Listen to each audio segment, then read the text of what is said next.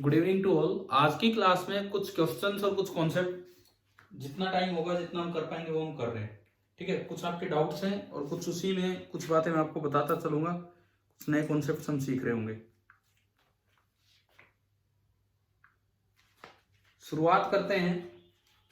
सबसे पहला सवाल एक बड़ा आसान सवाल है जो एक बच्चे ने भेजा है। आप शायद देखते ही इसका जवाब भी दे सकते हैं। सुनो, मतलब ये आपके लिए एक छोटा सा टेस्ट की तरह आप लीजिए कि भाई फटाफट हम ये पढ़ें। जो मैं बोल रहा हूं आप उस पर ध्यान दो। पहला जो क्वेश्चन है वो कहता है कि a copper ring is held horizontally, a copper ring is held horizontally and a bar magnet is dropped through the ring. Copper ring is held horizontally and a bar magnet is dropped through the ring. ये आपको दिया गया है। Sir आपकी video pause हो रही है। एक मिनट, ये एंट्री हो रही है बच्चों की तब वीडियो पॉज हो जाती है। मुझे बार बार वहां देखना पड़ता है पार्टिसिपेंट्स पे। मेरी आवाज सुनो आप। Copper ring is held horizontally and a bar magnet is dropped through the ring with its length along the axis of the ring. Acceleration of the falling magnet option है equal to g, less than g, हाँ more than g and depends. तो ये तो आपने किया हुआ है ना ये वाला क्वेश्चन तो। Yes sir. ठीक है, तो ये क्वेश्चन तो जिस बच्चे ने डाउट भेजा ये हो ही गया सीधा आपका। ठीक है, दूसरा सवाल सुने आप। देखो मिक्स है, खाली ईएमआई से ही डाउट्स नहीं है, मिक्स है। बट मैं अभी एक बार वीडियो ऑन करता हूं आपके लिए। क्वेश्चन नंबर 1 तो हमारा हो चुका है। आज की क्लास का दूसरा सवाल, इस पे हम चलते हैं।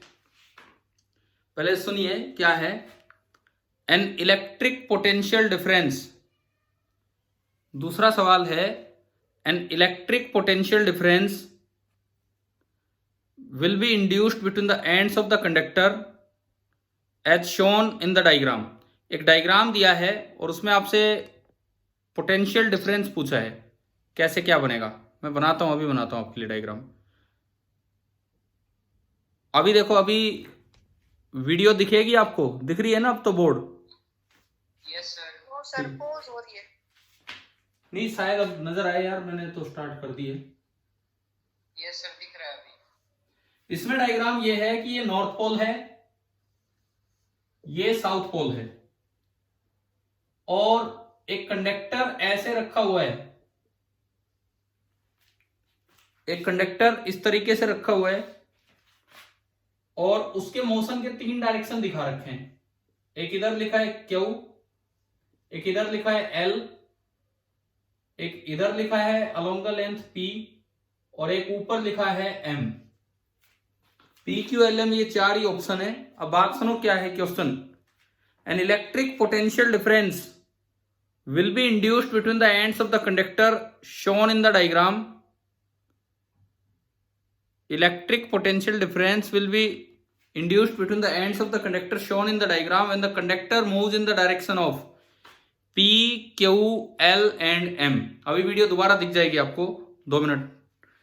यह है आपका कि P, Q, L और M, ये जो 4 डायरेक्शंस दी हैं, ये पूछता है कि भाई किस डायरेक्शन में मैं इस रोड को मूव करवाऊं इस मैग्नेटिक फील्ड में, ताकि मैं ये कह सकूं कि हाँ इसमें ईएमएफ इंड्यूस होगा। तो यूं बताओ क्या कंडीशन होती है ईएमएफ इंड्यूस करवाने की। किसी मूविंग रोड में अगर आप ईएमएफ इंड्यूस करवाना चाहते हैं तो क्या कंडीशन होती है। देखिए आप, देखिए आप बोर्ड पे डायग्राम।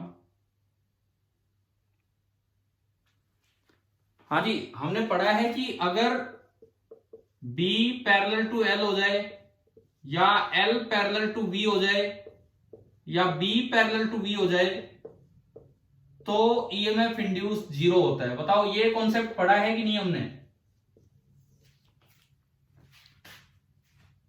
Yes sir. है ना? तो ये कॉन्सेप्ट आप पढ़ चुके हो। तो देखो, अगर मैं रोड को P के अलोंग चलाऊं, अगर मैं रोड को P के अलोंग चलाऊं तो क्या लेंथ और वेलोसिटी पैरेलल हो गई कि नहीं? ठीक है, अगर मैं रोड को P के अलोंग चलाता हूं तो जो उसकी लेंथ है और वो वेलोसिटी पैरेलल, तो ईएमएफ 0। मैग्नेटिक फील्ड है इस डायरेक्शन में, नॉर्थ से साउथ पोल की तरफ, तो L और Q के अलोंग चलाते हो। अगर आप रोड को L और Q के अलोंग चलाते हो, इधर या उधर, तो जो वेलोसिटी है वो b के पैरेलल हो जाएगी, तो इसलिए ईएमएफ 0। तो अगर आप रोड को m के लॉन्ग चलाते हो तो देखो वेलोसिटी ऊपर, लेंथ इधर और b इधर, तो क्या तीनों एक दूसरे के परपेंडिकुलर बन गए कि नहीं, बताओ इस सवाल में। Yes, sir. तो ऐसे पहचान लोगे कि ये ईएमएफ इंड्यूस पे जो क्वेश्चन है कि भाई कब ईएमएफ इंड्यूस होगा कब नहीं होगा। ठीक है, तीसरा सवाल देखिए। देखो इन क्वेश्चन से हम फटाफट कुछ चीजें डिस्कस कर रहे हैं, तीसरे सवाल पे हम चलते हैं। तीसरा सवाल आप करने की कोशिश करेंगे। क्वेश्चन नंबर 3 ये है, two rails of a railway track. Rail का क्या मतलब होता है? Two rails of a railway track means पटरी। हाँ, जो दो पटरियां होती हैं उन्हें बोल देते हैं हम रेल्स। तो two rails of a railway track, ये आपको दिया गया है कि एक रेलवे ट्रैक की जो दो पटरियां हैं वो आपको बोला गया है क्या, insulated from each other and the ground से और एक दूसरे से इंसुलेटेड हैं, are connected to a milli volt meter. Rail track की ये जो दो पटरियां हैं ये एक मिली वोल्ट मीटर से कनेक्ट कर रखी है, मिली वोल्ट मीटर है। What is the reading of the volt meter when a train travels with the speed of 180 kilometre per hour along the track. अब देखो इस पे ट्रेन जा रही है, तो ट्रेन के दोनों टायर्स के बीच में ये एक्सेल होगा। आपने अगर रेलवे के टायर देखे तो अंदर की तरफ से लॉक्ड होते हैं, कभी देखे हैं पटरी पे रेल के टायर चलते हुए? Yes, sir. वो अंदर की तरफ से लॉक्ड होते हैं, ना इधर निकल सकते ना इधर, इस तरह का अरेंजमेंट होता है। तो सुने अब इसमें, तो ये लिखता है, ये हमारा तीसरा सवाल चल पड़ा है। तो ये इसमें लिखता है कि ये ट्रेन जा रही है 180 किलोमीटर पर आवर से, तो 180 किलोमीटर पर आवर मीटर पर सेकंड में कितना होगा? 180 किलोमीटर पर आवर मीटर पर सेकंड में कितना? 5/18 से, हाँ 5/18 से आप मल्टीप्लाई करेंगे तो 50 मीटर पर सेकंड। क्वेश्चन में था 180 किलोमीटर पर आवर, कोई सुपर फास्ट ट्रेन है। Given that the vertical component of earth's magnetic field, जो वर्टिकल कंपोनेंट है धरती के मैग्नेटिक फील्ड का BV, वो आपको दिया गया है 0.2 into 10⁻⁴ weber per metre square, and the rails are separated by 1 metre, यानी कि ये लंबाई 1 मीटर है। तो बताओ कितना ईएमएफ इंड्यूस होगा जो वोल्ट मीटर में दिखेगा। पहले चेक करो क्या BL और V तीनों परपेंडिकुलर हैं इसमें? ये L है, ये V है और ये B है, बताओ तीनों परपेंडिकुलर दिख रहे हैं? Yes, sir. तो आप बताओ ईएमएफ इंड्यूस कितना होगा। इस सवाल में 4 ऑप्शन है, 10⁻² volt, 10⁻⁴ volt, 10⁻³ volt and 1 volt. बताइए कौन सा आएगा? -3 volt. आपको केवल BLV करना है। B मतलब 0.2 into 10⁻⁴ into L that is 1 into V 50 into 0.2 10 हो गया, तो ये आ गया 10⁻³ वोल्ट, यानी कि ये आपका है। तो ये रेलवे ट्रैक में भी आ सकता है, ये प्लेन में भी आ सकता है। प्लेन की दो विंग्स दे दी जाए कि भाई प्लेन का विंग स्पैन इतना है, रेल्स के बीच की दूरी या प्लेन्स के विंग स्पैन वो एक ही बात है। ठीक है, सेम क्वेश्चन वहां भी आ सकता था इस तरह से। अच्छा, फोर्थ क्वेश्चन, अगला सवाल देखो, सुनो इसमें क्या दिया है इस डायग्राम में, चौथे सवाल में। इसमें लिखता है कि एक ये ट्यूब है, इस तरह की एक ट्यूब है, और इधर इससे थोड़ी बड़ी ट्यूब है, मतलब आपस में स्लाइड कर सकती हैं, इस तरह का दिया है। और ये बोला है कि width L is the width of each tube, तो ये तो लेंथ होगी, ये विड्थ होगी। इस ट्यूब की विड्थ भी L है और इस ट्यूब की विड्थ भी L है, और इस इलाके में अंदर की तरफ मैग्नेटिक फील्ड है, इस पूरे इलाके में अंदर की तरफ मैग्नेटिक फील्ड है B। डायग्राम शायद आपको आ गया होगा समझ क्या है क्या नहीं। इसके बाद देखो ये लिखता है कि ये वाले एंड भी इधर आ रहा है V स्पीड से, और ये वाला एंड भी इधर आ रही है, दोनों एक दूसरे में यूं ट्यूब फंसती जा रही है इस तरह से। तो पूछा ये है the EMF induced in the circuit is, EMF induced in the circuit is, 4 option में लिखता हूं 0, 2BLV, BLV, -BLV। ये आपको बताना है कि भाई कितना ईएमएफ इंड्यूस होगा, ये आपको बताना है। इसमें कैसे निकालें? देखो सबसे पहली बात, ये जो लेंथ है इसकी वेलोसिटी इधर ही है और ये जो लेंथ है इसकी वेलोसिटी इधर ही है, तो क्या इन हॉरिजॉन्टल पोर्शंस में कोई ईएमएफ इंड्यूस होगा कि नहीं होगा? भाई इस पोर्शन के लिए और इस पोर्शन के लिए क्या L पैरेलल टू V नजर आ रहा है आपको? Yes sir. है ना? तो इन हॉरिजॉन्टल पोर्शंस में तो कोई ईएमएफ इंड्यूस होगा ही नहीं, इन हॉरिजॉन्टल पोर्शंस में तो कोई ईएमएफ इंड्यूस होगा ही नहीं। अब बात आती है वर्टिकल पोर्शंस की, अब बात आती है वर्टिकल पोर्शंस की।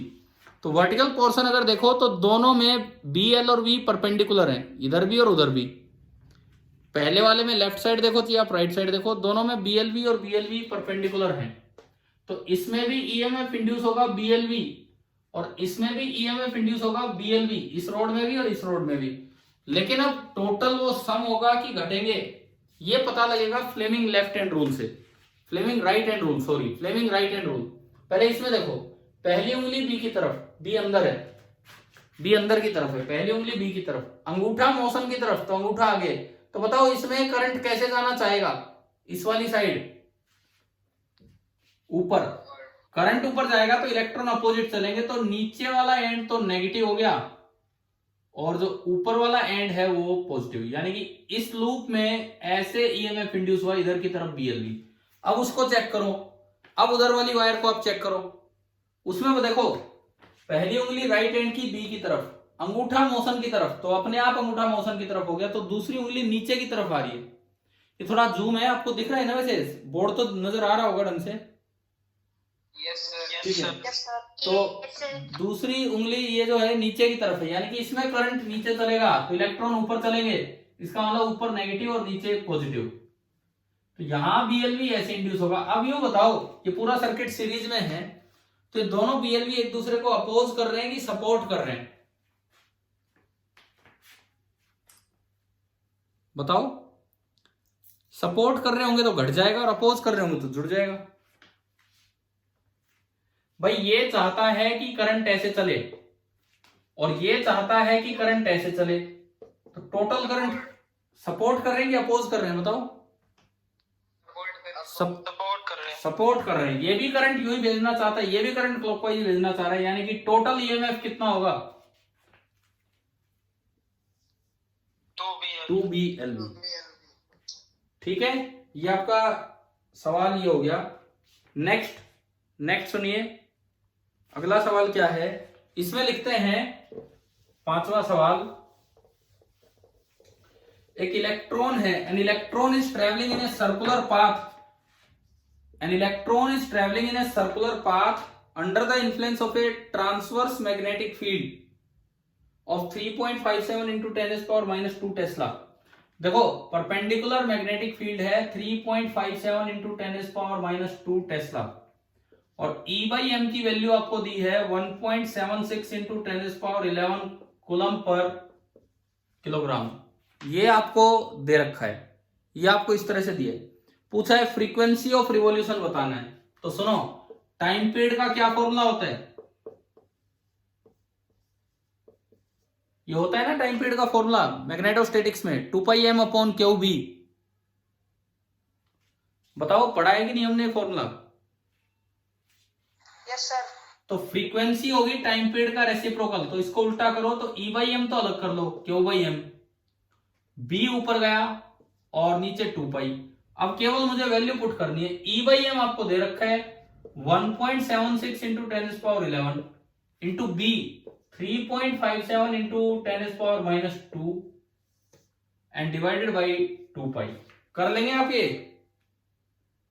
ठीक है। Yes, अब सुनो, ऑप्शन जो है 3 तो मेगा हर्ट्ज में है और एक ऑप्शन है 1G। जी क्या होता है? ये क्या होता है जी? जीगा बोलते हैं इसे भाई, और कुछ नहीं, जीगा। ठीक है ना, 1 GHz। जीगा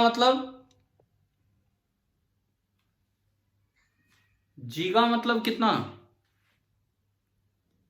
मेगा मतलब कितना होता है? मेगा मतलब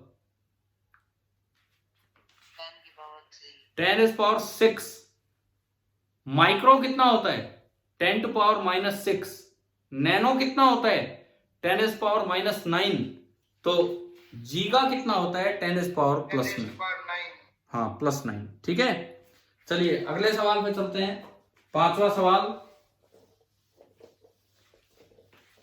ये जो क्वेश्चन हम अभी कर रहे हैं ना, इस क्लास के जस्ट बाद आपके ग्रुप पे भी भेज दूंगा, ये जो भी डाउट्स हैं। क्वेश्चन नंबर 6 देखिए, heat is supply to a substance. ये हीट एंड थर्मो पे एक अच्छा सवाल है, देखिए इधर ध्यान दीजिए। इसमें लिखते हैं, एक ग्राफ दे रखा है, देखो एक ग्राफ दे रखा है, इधर टाइम ले रखा है सेकंड में, और इधर टेम्परेचर दे रखा है डिग्री सेल्सियस में। और ग्राफ की शेप कुछ ऐसी है, पहले ऐसे, फिर ऐसे, फिर ऐसे, फिर ऐसे, और फिर ऐसे, A B C D E and F। अब देखो कॉलम बना रखे हैं, column number first, column number second, दो कॉलम इसमें बना रखे हैं। पहली चीज यहां लिखी है स्लोप ऑफ AB, दूसरा यहां लिखा है लेंथ ऑफ BC, तीसरा यहां लिखा है सॉलिड प्लस लिक्विड, एंड चौथा यहां लिखा है ओनली लिक्विड। आपको कॉलम मैच करने हैं, नीचे ऑप्शंस दिए वो मैं नहीं लिखूंगा ऑप्शन, बस हम कॉलम मैच कर लेंगे। P में लिखा है DC, Q में लिखा है CD, वो DC है CD, एक ही बात है। R में लिखा है directly proportional to mass, S में लिखा है inversely proportional to specific heat, inversely proportional to specific heat, और लास्ट T लिखा है नन ऑफ दीज। मुझे लगता है कोई टाइपिंग मिस्टेक है, DC और CD दो नहीं हो सकते हैं, कोई टाइपिंग मिस्टेक होगी इसमें। इन्होंने जो DC और CD दो दे दिया यहाँ पे, ये अलग अलग होंगे। चलो देखते हैं। एक बार ये बताओ, ये कैलोरीमेट्री के समय ये ग्राफ पढ़े थे क्या आपने, इस तरह के? Yes sir. ठीक है, तो ये आपके ग्राफ थे जो कैलोरीमेट्री के टाइम थे। अब देखो इस क्वेश्चन में क्या दिया गया है, मैं वो पढ़ता हूं। Heat is supplied to the substance in solid state at constant rate. मतलब शुरू में ये जो है ये सॉलिड स्टेट में है, जैसे आइस है, आइस मान लो आप, तो पहली बात तो आप स्टेट ही बना लो भाई, ये तो आइस है, यहां कन्वर्जन होने लगता है, तो यहां आइस प्लस क्या बन जाता है? वाटर। फिर ये कंप्लीट क्या हो लेता है? वाटर। फिर यहां बॉइलिंग स्टार्ट हो जाती है, तो ये हो जाता है water plus gaseous state vapour, and यहां कंप्लीटली क्या बन जाती है? गैस। बताओ क्या ऐसा डायग्राम पढ़ा था क्या हमने कैलोरीमेट्री में? Yes sir. तो सबसे पहले तो अपनी स्टेट पहचानते हैं, सॉलिड प्लस लिक्विड स्टेट। बताओ कौन से पार्ट में आएगा? सॉलिड प्लस लिक्विड स्टेट, जो C ऑप्शन इसने दिया है, कौन से में आएगा? Solid plus liquid state BC। क्या इसमें कहीं BC है? क्या इसमें कहीं BC है क्या? इधर देखो, ये दो तो कोई ना कोई मिस्टेक है, छोड़ो इसको, तो कोई BC नहीं है, तो सॉलिड प्लस लिक्विड गया नन ऑफ दीज पे। ये ओनली लिक्विड, ओनली लिक्विड बताओ, ओनली लिक्विड कहां पे है? CD। हाँ वो पता नहीं यार ये क्या है, ये पता ही नहीं है इसमें, छोड़ो इसको, ये दिख ही नहीं रहा है क्या है, तो हम इस ऑप्शन को हटा देते हैं थोड़ी देर के लिए। तो पहली बात तो आपको स्टेट पहचाननी आ गई है, ठीक है। अब बात करते हैं कि ये स्लोप ऑफ लाइन AB ये किस पे डिपेंड करेगी। चलो देखो, इस सवाल में दिया गया है कि heat is supplied at a constant rate. Heat is supplied at a constant rate का मतलब है लेट H बराबर KT। कांस्टेंट रेट का मतलब होता है कि dH/dt कांस्टेंट है। कांस्टेंट रेट पे हीट सप्लाई का करने का मतलब है कि dh by D T constant है, तो अगर dh by D T constant होगा तभी तो होगा जब h directly proportional to t हो। तो लेट h बराबर के टी। अब देखो h को तो आप लिख सकते हो एम सी डेल्टा टी और एम सी डी टी। ठीक है, कैसे लिखा मैंने सुनो, मैंने यहां दोनों साइड डिफरेंशिएशन किया तो dh बराबर k इंटू डी टी हो गया, dh बराबर k इंटू डी टी हो गया। अब dh को मैं लिख सकता हूं एम सी डी टी, आपका जो थर्मोडायनेमिक्स का कैलोरीमेट्री का फॉर्मूला बराबर k इंटू डी टी। यहां से dt आ रहा है k by M C into D T, यह आया। अगर आप दोनों साइड इंटीग्रेशन करेंगे तो आएगा t बराबर k by M C into T, यह आ गया। क्या ये y बराबर एम एक्स टाइप फॉर्म बनी है, y बराबर एम एक्स टाइप की कोई form?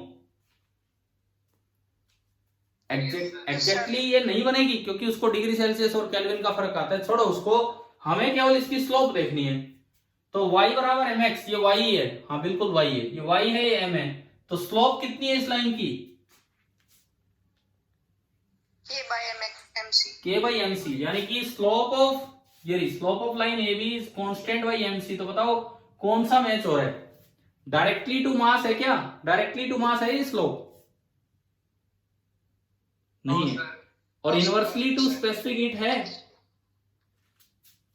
Inversely to specific heat बिल्कुल है। हो गया ये मैच? ठीक है, अब आते हैं हम लेंथ बीसी पे। अब हम आते हैं लेंथ बीसी पे। लेंथ मतलब ये टाइम, कि ये कितना टाइम लगा, क्योंकि ये टाइम एक्सिस है इधर। लेंथ का मतलब है कि ये टाइम कितना लगा, मतलब स्टेट चेंज होने में टाइम कितना लगा। तो आपको याद होगा कि जब स्टेट चेंज होती है तो एमसी डेल्टा टी फॉर्मूला नहीं लगता है, वहां फॉर्मूला लगता है क्या, बताओ फॉर्मूला क्या लगता है? m इंटू एल लगता है, where L is the latent heat of fusion. हाँ भी बोलो। बीसी रीजन में फॉर्मूला लगेगा H बराबर एम एल। बीसी रीजन में आपका फॉर्मूला लगेगा H बराबर m इंटू एल। टेम्परेचर तो चेंज हो ही नहीं रहा है, यहाँ पे फिक्स है। H की वैल्यू है KT, it means KT is equal to m into L. तो टाइम कितना लगेगा T, वो आ रहा है ml बाई K। टाइम आ रहा है कि भाई इतना टाइम लगेगा m into L by K। तो बताओ K तो कांस्टेंट है, यानी कि T और L भी कांस्टेंट होता है, तो T किसके मैच हो रहा है? ये जो लेंथ है टाइम की, टाइम है ये लेंथ, यहाँ पे किस पे कौन सा ऑप्शन मैच हो रहा है? R, directly proportional to mass. ठीक है, थोड़ा एक्सिस पे ध्यान देना है कि ये कौन सा लेंथ, कभी लेंथ से कुछ और ही सोच जाओ, एक्सिस पे ध्यान देना है कि ये कौन सी है। तो अब देखो इसमें अगर जो नीचे चार ऑप्शन होंगे तो मैं एक बार पहले अपने लिख लूं, ए किससे मैच हुआ है? आप अगर अपने चार ऑप्शंस इसमें बनाएं, ए किससे मैच हुआ है? एस से। ठीक है, बी किससे मैच हो रहा है? आर से। सी किससे मैच हो रहा है? टी से। और डी किससे मैच हो रहा है? क्यों से। A S D R C T और डी, इसमें पहला ही ऑप्शन है। नीचे ये ना मैचिंग करके चार ऑप्शन दे रखे हैं, तो जो फर्स्ट ऑप्शन है सवाल में वो ही ऐसा है। तो क्या ये क्वेश्चन आपको समझ आ गया है, ये वाला भी? ठीक है, एक अच्छा सवाल था, एक अच्छा सवाल था डेफिनेटली ये तो। अच्छा, इसके बाद आगे देखते हैं।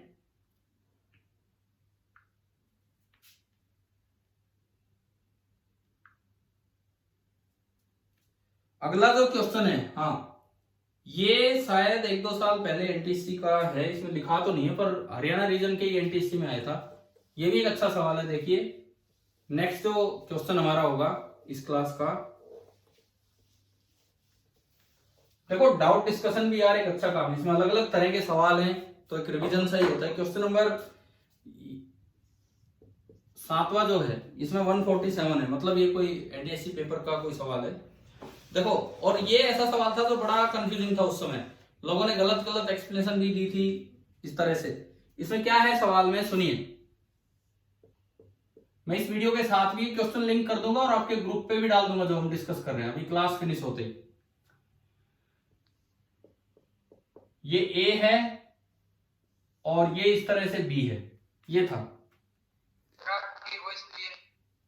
अब भाई ये तो नेटवर्क पे डिपेंड करता, अब कर लो अटेंड जैसे भी है। सुनो, नहीं तो ये वीडियो देख लेना अभी थोड़ी देर में, उससे पता लग जाएगा। देखिए स्फीयर ए, आवाज सुन तो रही होगी, थोड़ा बहुत तो समझ आ रहा होगा क्या है क्या नहीं है। यस सर, अब क्लियर है। अब क्लियर होगी ये? ठीक है, तो मैं बोलता हूं क्वेश्चन सुनिए। ए और बी आपको दो स्फीयर बना के दिए गए हैं, ठीक है। तो ये इसमें लिखता है sphere A is placed at frictionless table, sphere A को फ्रिक्शनलेस टेबल पे फिक्स किया गया। Another sphere B is suspended as shown, B को सस्पेंड कर रखा है लेकिन वो बंधा हुआ है।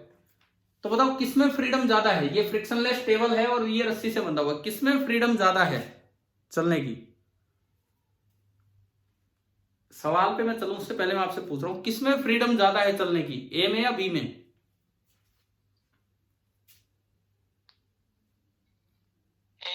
ए फ्रिक्शनलेस टेबल पे है, बी रस्सी से बंधा हुआ है, तो किसमें फ्रीडम ज्यादा है चलने की? ए में। A is more free to move, ये बोला नहीं, हम बोल रहे हैं। अब सुनो, both the spheres are identical, दोनों स्फीयर एक जैसे हैं। Equal quantity of heat is supplied to both the sphere, इसको भी एनर्जी दी कैपिटल क्यू और इसको भी एनर्जी दी capital Q, heat energy. All kind of heat loss are neglected, all kind of heat loss are neglected, ये main बात है। सुनो, इसका क्या मतलब है? ना तो आपको ये मान लेना है कि टेबल से कंडक्शन हो गया, ना ये मान लेना है कि इसका एयर में रेडिएशन हो गया। देखो जब ये सवाल आया था, मुझे ईयर याद नहीं है, बहुत से लोगों ने इस तरह एक्सप्लेन कर दिया था इसको कि इसमें कंडक्शन हो गया होगा, वहां कंडक्शन की जगह नहीं है, अरे यूं तो वहां रेडिएशन हो जाएगा। बट ऐसी तो इसमें लिख दिया ना इसने कि हीट लॉस नहीं हो रहा है, हीट लॉस नहीं हो रहा है। क्या ये बात समझ में आ गई? क्वेश्चन में लिखा है कोई हीट लॉस नहीं हो रहा है, ना कंडक्शन से, ना कन्वेक्शन से, ना रेडिएशन से। The final temperature of A and B are, हीट देने के बाद ए और बी में जो फाइनल टेम्परेचर आया, टी ए और टी बी आया, तो आपको चार ऑप्शन दिए गए थे। T A equal to T B, T A is less than T B,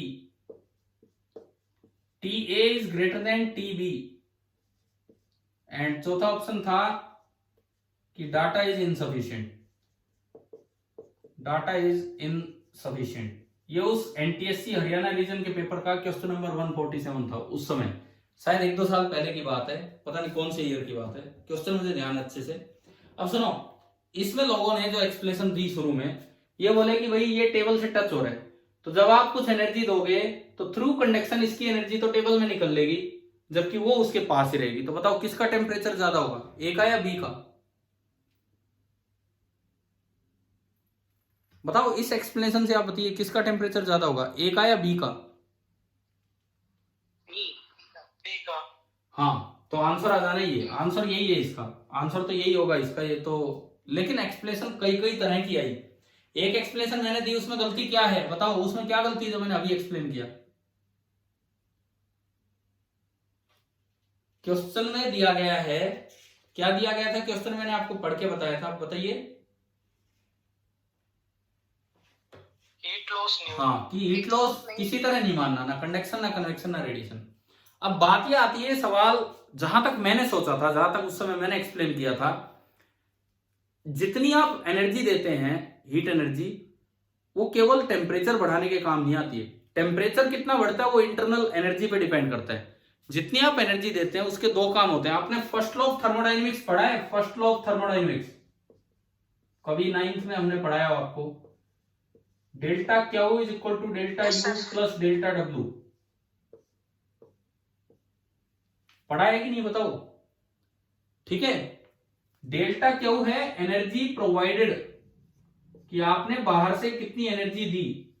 अब उस एनर्जी के दो हिस्से होते हैं, कुछ पार्ट तो वर्क कर देता है सिस्टम पे, कुछ पार्ट तो सिस्टम पे वर्क करता है, और कुछ उसकी इंटरनल एनर्जी बढ़ाता है, इंक्रीज इन इंटरनल एनर्जी। मान लो मैं एक सवाल पूछूं आपसे, मैंने 10 जूल एनर्जी दी, मैंने एक को 10 जूल एनर्जी दी, 8 जूल तो वर्क हो गया, तो उसकी इंटरनल एनर्जी कितनी बढ़ी? बताओ बताओ जल्दी बोलो। मैंने 10 जूल एनर्जी दी, 8 जूल तो वर्क ही हो गया सिस्टम पे, तो उसकी इंटरनल एनर्जी कितनी बढ़ी? 2 जूल। आ रहा है ना समझ में? 2 2। फिर मैं कहता हूं मैंने 12 जूल एनर्जी दी दूसरे को, 12 जूल एनर्जी दी दूसरे को और उसने 10 जूल वर्क कर दिया, तो उसकी भी इंटरनल एनर्जी कितनी बढ़ी? 2 जूल। ठीक है, अब देखो दोनों आइडेंटिकल स्फीयर थे, मैंने एक को 10 जूल एनर्जी दी और एक को 12 जूल दी, लेकिन दोनों की इंटरनल एनर्जी कितनी बढ़ी है? सेम बढ़ी है ना, 2 जूल। इसका मतलब टेम्परेचर राइज दोनों में सेम होगा। अब यहां देखो इस तरह से इस सवाल को देखिए कि भाई दोनों को एनर्जी सेम दी गई, मान लो इसको एनर्जी दी 10 जूल, इसको भी एनर्जी दी 10 जूल, कौन फ्री है चलने के लिए, ए या बी? कौन फ्री है चलने के लिए? ए। मतलब किसकी स्पीड ज्यादा बढ़ेगी, ए की या बी की? भैया आप एनर्जी दे रहे हो तो अगर ए चलता है तो ए की स्पीड बढ़ने के ज्यादा चांस है, ए में थर्मल मोशन ज्यादा आएगा बी के मुकाबले। बी तो बंधा हुआ है, बी तो केवल वाइब्रेट ही कर सकता है, ए एक साइड में चलने लग जाएगा। तो काइनेटिक एनर्जी किसने ज्यादा गेन की, ए ने या बी ने? ए ने। थर्मल एनर्जी ए के पास ज्यादा आई। अब सुनो, ए के पास काइनेटिक एनर्जी ज्यादा आ गई, work done is equal to change in kinetic energy, पढ़ा है ना हमने वर्क एनर्जी थ्योरम। तो बताओ वर्क किस पे ज्यादा हुआ है, ए पे कि बी पे? वर्क किस पे ज्यादा हुआ है? ए पे। 10 जूल एनर्जी इसको दी, 10 जूल एनर्जी इसको दी, वर्क ज्यादा हो गया ए पे। मान लो ए पे वर्क हुआ 6 जूल और बी पे वर्क हुआ 3 जूल। तो अब बताओ ए की इंटरनल एनर्जी बढ़ाने के कितनी एनर्जी काम आ रही है, इंटरनल एनर्जी बढ़ाने वाला काम? ए की इंटरनल एनर्जी बढ़ी 4 जूल और बी की इंटरनल एनर्जी कितनी बढ़ी? 7 joule. Internal energy is directly proportional to temperature. तो बताओ किसकी ज्यादा इंटरनल एनर्जी बढ़ी है, इसकी 4 उसकी 7, तो बी की ज्यादा बढ़ी, तो टेम्परेचर किसका बढ़ा होगा? टेम्परेचर किसका बढ़ा होगा ज्यादा? बी का। तो यही इसका आंसर है। लेकिन इसको तरह तरह से लोगों ने एक्सप्लेन किया था, मैंने भी अपनी जो मुझे ध्यान है, जो मैंने उस समय की एक्सप्लेनेशन दी थी वही मैं आपको अभी बता रहा हूँ। मतलब जो मुझे मोस्ट सुटेबल एक्सप्लेनेशन लगी थी वो ये थी। अब देखो कई बुक्स में या कई टीचर्स ने ये एक्सप्लेन किया था इस तरीके से कि वो जो मैंने आपको शुरू में बताया कि भाई इसकी एनर्जी का तो काफी पार्ट टेबल में चला जाएगा थ्रू कंडक्शन, उसके कॉन्टेक्ट में टेबल नहीं है, तो इससे आप नहीं कह सकते हो, क्योंकि एक तो बोला है कि हीट लॉस इग्नोर करना है, दूसरी बात यहां कंडक्शन हो रहा है तो वहां रेडिएशन होगा, यहां कंडक्शन हो रहा है तो वहां रेडिएशन होगा, तो हीट तो किसी भी तरीके से लॉस हो सकती है। चलो ये 7 सवाल तो मैंने एक्सप्लेन किए यहां तक, ठीक है। अब मैं आता हूं एक इस तरह के पार्ट पे, 8वें सवाल पे। क्वेश्चन तो चलो जो भी था मैं उसमें कॉन्सेप्ट बता रहा हूं। ये निशांत, आप हो जी क्लास में? Nishant yes sir. तो देखो अब सुनो, एक कॉन्सेप्ट आपको समझाता हूं, बाकी उसमें इंटीग्रेशन अच्छा खासा है तो हमें ना भी करें तो कोई फर्क नहीं पड़ता, बस सुन लो एक बार क्या होता है। क्वालिटेटिवली याद रख लो, क्वांटिटेटिवली याद मत करो। ये कोई फ्रेम है, इसकी ये साइड एल है और यहां मैंने एक स्लाइडिंग वायर को रिलीज किया, ड्रॉप, ये जो वायर है स्लाइडिंग वायर इसको रिलीज किया, तो ये 0 इनिशियल स्पीड से स्टार्ट होगी और अंदर की तरफ मैग्नेटिक फील्ड है, अंदर की तरफ मैग्नेटिक फील्ड है बी। ड्यू टू ग्रेविटी ये धीरे धीरे स्पीड गेन करेगी। हाँ जी बोलो, ड्यू टू ग्रेविटी ये धीरे धीरे स्पीड गेन करेगी या नहीं? Yes sir. मान लो बीच में किसी इंस्टेंट पे इसकी स्पीड हो गई है v, बढ़ते बढ़ते इसकी स्पीड हो गई है v, तो अगर v स्पीड है तो इसमें एक ईएमएफ भी इंड्यूस हो चुका है BLV, इसमें एक ईएमएफ इंड्यूस हो चुका है BLV, और अगर इसका रेजिस्टेंस R है तो इसमें करंट आ गया होगा, इसमें करंट आ गया होगा इस वायर में BLV/R। कैसे आया होगा करंट, किस डायरेक्शन में आया होगा? एक बार ये बताओ कितनी देर की मीटिंग बची है, देख के बताओ फटाफट।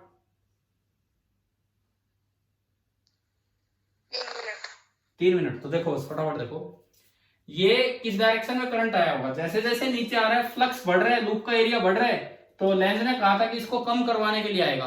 कम करवाने का मतलब ये क्रॉस है तो डॉट बनाएगा, डॉट बनाएगा तो मतलब यूं आएगा, इसका मतलब जो करंट इंड्यूस होगा वो ऐसे होगा, BLV अपॉन R, R इसकी रेजिस्टेंस है। यहां तक आया समझ? ठीक है। अब एक करंट कैरिंग वायर को जब आप मैग्नेटिक फील्ड में रखे हुए हो तो इस पे एक मैग्नेटिक फोर्स लगेगा, और वो लेफ्ट हैंड रूल से देखो, पहली उंगली B की तरफ, दूसरी उंगली करंट की तरफ, तो लेफ्ट हैंड का अंगूठा ऊपर आ रहा है, यानी कि इस वक्त इस पे दो फोर्स लग रहे हैं। एक तो फोर्स नीचे लग रहा है इसका वेट, और एक फोर्स ऊपर लग रहा है मैग्नेटिक फोर्स। और मैग्नेटिक फोर्स होता है ILB, I into L into B, और I ये रहा। I अगर आप यहां रखते हो तो ये मैग्नेटिक फोर्स बना B² L² V upon R, ये वेट और वो ऊपर मैग्नेटिक फोर्स। अब अगर पूछा जाए इसकी एक्सेलरेशन कितनी है, मान लो एक्सेलरेशन नीचे की तरफ है इस वायर की, तो एक्सेलरेशन हो गई नेट फोर्स मतलब mg minus F magnetic upon m, यानी कि एक्सेलरेशन आएगी g minus F magnetic upon m। F magnetic हो रहा है B² L² V by R और एक m। ये एक्सेलरेशन आ गई और ये स्पीड का फंक्शन आ गया। तो ये किस तरह चलता है सुनो, एक टर्मिनल वेलोसिटी अक्वायर कर देता है थोड़ी देर में। ये एक्सप्रेशन कैसा बनेगा मैं आपको बताता हूं। ये स्पीड पहले तो इसकी बढ़ेगी, लेकिन जैसे जैसे स्पीड बढ़ेगी एफ मैग्नेटिक बढ़ता चलेगा, जैसे जैसे स्पीड बढ़ेगी एफ मैग्नेटिक बढ़ता चलेगा। तो एक स्टेज आएगी जब दोनों के दोनों फोर्सेस बराबर हो गए होंगे, वेट और एफ मैग्नेटिक। अगर आपकी मीटिंग ऑफ भी होगी तो आप ये वीडियो उससे पूरा कर लेना, ये वाला पार्ट देखिए इधर।